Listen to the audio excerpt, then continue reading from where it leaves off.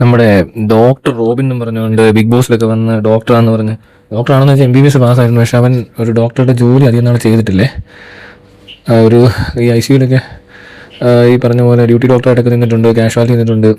അത് കുറച്ച് നാൾ കഴിഞ്ഞപ്പോൾ പുള്ളി അവിടെ നിന്നൊക്കെ വിട്ട് പുള്ളിയുടെ ഇൻട്രസ്റ്റ് എന്ന് പറയുന്നത് ശരിക്കും ഇമാതിരി കണ്ടന്റ് ക്രിയേഷനും യൂട്യൂബ്, ഫേസ്ബുക്ക് ഇങ്ങനെ ഉള്ള പരിപാടികളൊക്കെ ആയിരുന്നു.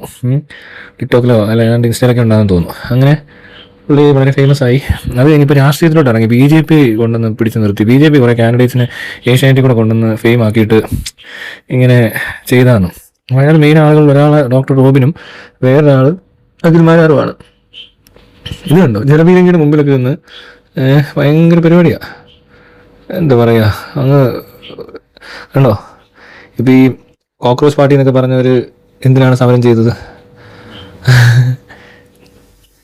അതുപോലെ ഒരു കാരണമുണ്ട് പലർക്കും ഈ പറഞ്ഞ പോലെ ഒരു സമരത്തിനൊക്കെ ഒരു കാരണം ഉണ്ടാവുമല്ലോ. ഇവരുടെ കാരണം എന്താണെന്ന് എനിക്കറിയത്തില്ല. ഇതേപോലെ യുവമോർച്ചയെന്നോ ഏതൊക്കെ പറയുന്നത്, ABP എന്നോ പറയുന്നുണ്ട്. എന്തിൻ്റെ ആവശ്യത്തിനാണ് ഇതിന് മനസ്സിലായില്ല.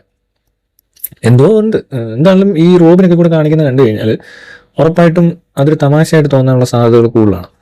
കാരണം ഈ ജലപീരങ്കിയുടെ മുന്നിലൊക്കെ പോയി നിന്നിട്ട് അഭ്യാസം കാണിച്ച് ഇവൻ എന്തുണ്ടാക്കാൻ പോവുകയാണ് എന്ന് ചോദിച്ചാൽ എനിക്കറിയത്തില്ല. പിന്നെ ഈ അലറാൻ ഭയങ്കര അലർച്ചയായതുകൊണ്ട് ഈ പാർട്ടിക്കാർക്ക് രസമായിരിക്കും. മുദ്രാവാക്യമൊക്കെ വിളിക്കാൻ നേരത്ത് ഉറക്കം അലറി വിളിച്ചോളും. നല്ല തൊണ്ടയാണ്.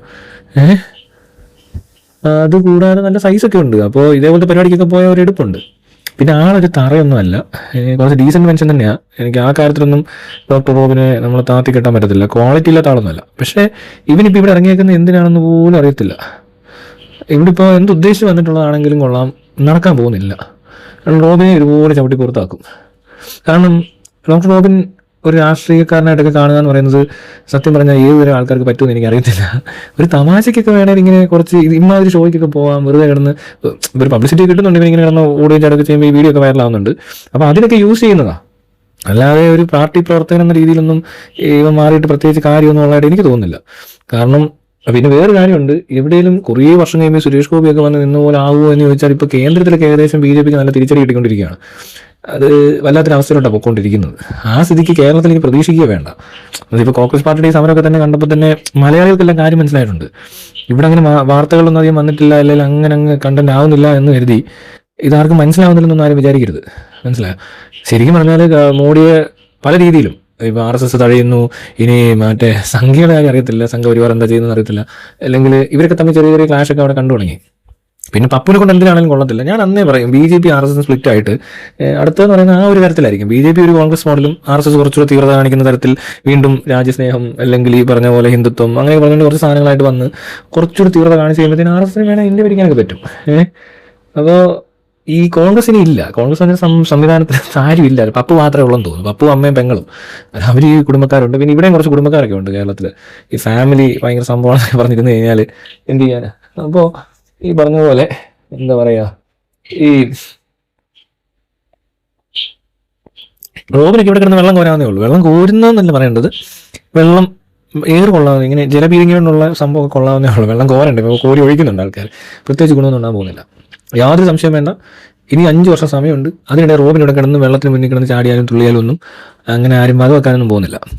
കൊള്ളാതെ എന്തെങ്കിലും പരിപാടിക്ക് അവതരിപ്പിക്കാൻ കഴിവുണ്ടാകുന്നെങ്കിൽ നല്ലതാണ്. ഈ പറഞ്ഞ പോലെ ഇതിനൊക്കെ പോകുന്നതാണ് രാഷ്ട്രീയ പ്രവർത്തനം എന്നൊക്കെ ആരോ പറഞ്ഞു കൊടുത്തിട്ടുണ്ട്. ആരാണ്ട് പറ്റിക്കാൻ പറഞ്ഞതാണ്. കാരണം ഇവന്റെ ഫെയിം ഇപ്പൊ കണ്ടില്ല, ഈ ഒരു സംഭവം കുറെ പേര് അറിഞ്ഞു.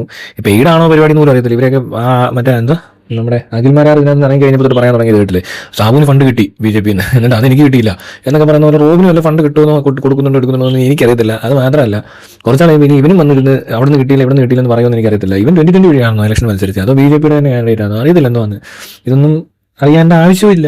ഇവനിപ്പോൾ 2-3 വർഷം കൂടെ കഴിയുമ്പോൾ ഇവന്റെ ട്രാക്ക് മാറും. ഇനി എന്തിനാണ് 2029 പാർലമെന്റ് ഇലക്ഷന് കയറ്റി നിർത്താനായിരിക്കും ഇതൊക്കെ കിടന്ന് കാണിക്കുന്നത്. അതിനും കൊണ്ട് നിർത്തുവോ? എന്നാലും തോക്കും. എവിടെ നിർത്തിയാലും തോറ്റുപോകും. അതിനകത്ത് വലിയ സംശയമൊന്നുമില്ല. പിന്നെ ഈ ന്യൂ ജനറേഷൻ പിള്ളേരെന്ന് പറയുന്നവരൊന്നും ഇതിനെ ഇനി കൺസിഡർ ചെയ്യുമെന്ന് എനിക്ക് തോന്നുന്നില്ല. പ്രത്യേകിച്ച് ഇത്തിരി പരിപാടിക്കൊന്നും അറ്റൻഡ് ചെയ്യുന്നവരോട് വലിയ താല്പര്യമൊന്നുമില്ല. വേറൊരു മോഡലാണ് ഇപ്പോൾ കോൺഗ്രസ് പാർട്ടിയൊക്കെ വന്ന പോലെ കുറച്ചുകൂടി കൊള്ളാവുന്ന കോസുകൾക്കൊക്കെ ഫൈറ്റ് ചെയ്യുന്ന തരം ഒരു യുവത്വത്തെ കണ്ടു കഴിഞ്ഞാൽ യൂത്തൊക്കെ അങ്ങോട്ട് ശ്രദ്ധിക്കും. അല്ലാതെ ഇതിനൊന്നും എനിക്ക് തോന്നുന്നില്ല ഒരു എന്താ പറയണ്ടേ ആളെ കൂട്ടാനുള്ള കപ്പാസിറ്റി ഉണ്ടെന്ന് ഈ പരിപാടിക്ക്. എന്തിനായിട്ട് നടക്കട്ടെ, ഞാനീ പറഞ്ഞ പോലെ സംഭവിക്കത്തുള്ളൂ. കേന്ദ്രത്തിൽ ഇത് തന്നെ സംഭവിക്കും, കേരളത്തിൽ ഇത് തന്നെ സംഭവിക്കും.